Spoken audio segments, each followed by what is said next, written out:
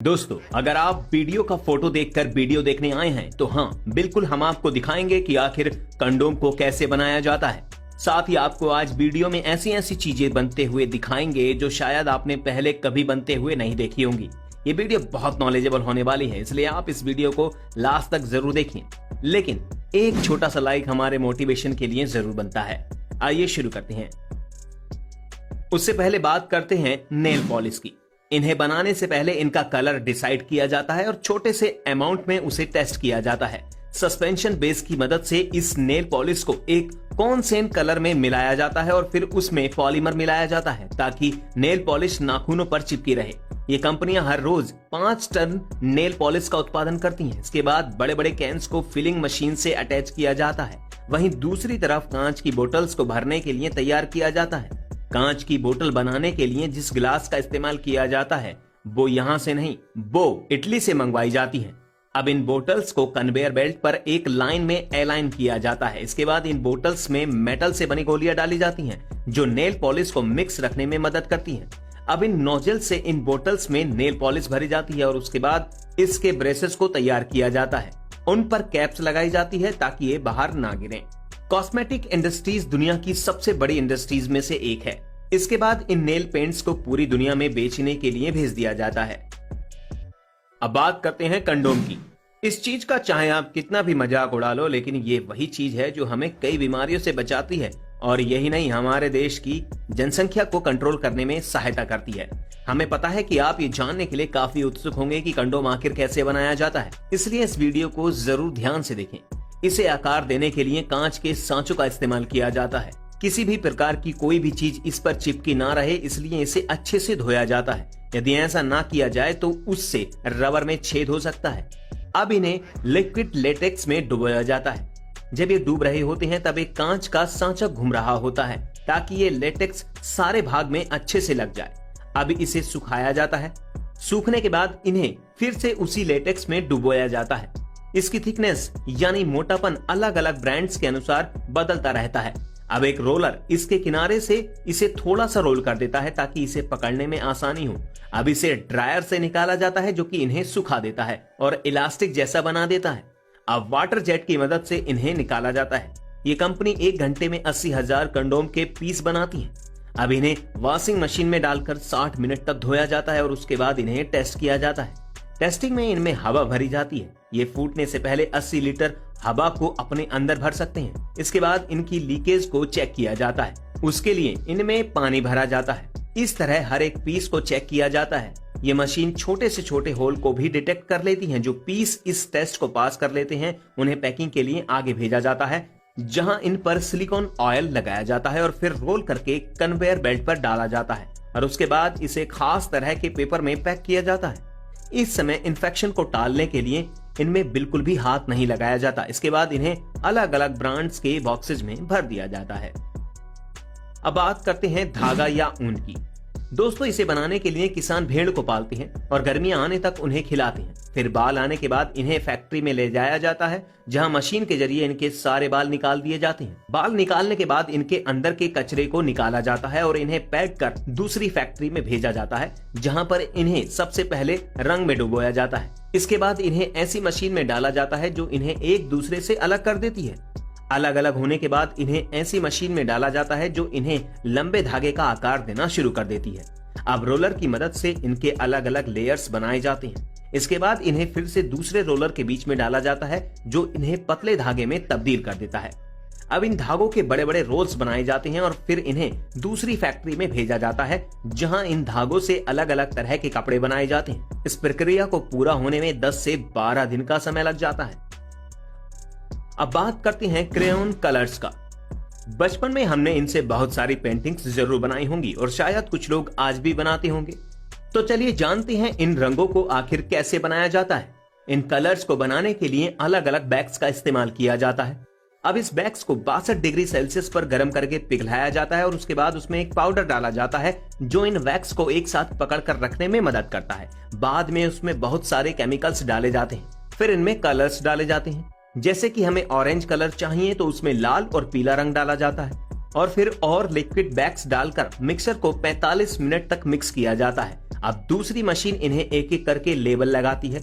Label लगने के बाद हर एक कलर को अलग अलग कंटेनर में डाल दिया जाता है। फिर नीचे चल रहा कन्वेयर ये देखता है कि हर एक बॉक्स में हर कलर सही तरह से गिर रहा है या नहीं। अब आखिर में हर एक सेट को बॉक्स में भरा जाता है और फिर दुकानों में बेचने के लिए भेज दिया जाता है। अब बात करते हैं अंडों की। दोस्तों आपको पता ही होगा, जब तक मुर्गी ना हो तब तक अंडों में चूजे नहीं बनते और बाहर से अंडों का कलर कुछ भी हो, चाहे वो सफेद हो या ब्राउन हो, अंदर से सारे एक ही जैसे होते हैं। तो चलिए जानते हैं आखिर इन्हें फैक्ट्री में कैसे बनाया जाता है। जब मुर्गियां 19 हफ्ते की हो जाती हैं तो उन्हें फैक्ट्री में लाया जाता है, जहां पर वो अंडे देना शुरू कर देती हैं। यहाँ पर टेम्परेचर और लाइट को मेंटेन किया जाता है ताकि मुर्गियां हिलती रहें और अंडों की क्वालिटी अच्छी रहे। इन मुर्गियों को दिन में 3 बार खाना दिया जाता है। इनके खाने में अलग अलग चीजें होती हैं, जैसे गेहूं, चावल, सोयाबीन, जो इन्हें अच्छा खासा प्रोटीन प्रोवाइड करती हैं। ये मुर्गियां पानी पीने के लिए नोजल का इस्तेमाल करती हैं, जो कि इनके केज के अंदर ही लगा होता है। हर एक मुर्गी साल में कम से कम 300 अंडे देती है। इन मुर्गियों के केजेस में ढलान होती है, जो इन मुर्गियों के अंडों को अपने आप कन्वेयर बेल्ट पर डाल देती है, जहां से इन अंडों को बड़े कन्वेयर बेल्ट पर डाला जाता है, जो इन्हें पैकिंग के लिए आगे भेज देती है। खराब अंडों को साइड में निकाल कर रख दिया जाता है और बाद में ऑटोमेटिक मशीन इन अंडों को प्लास्टिक ट्रे में ट्रांसफर कर देती है, जहां से इन्हें दूसरे कन्वेयर बेल्ट पर डाल दिया जाता है, जो इनकी क्वालिटी चेक करता है। कम क्वालिटी या खराब अंडों को बाहर निकालकर दूसरी चीजों में इस्तेमाल करते हैं, जैसे कि शैम्पू। इसके बाद इन अंडों को ड्रायर में कुछ समय के लिए सुखाया जाता है।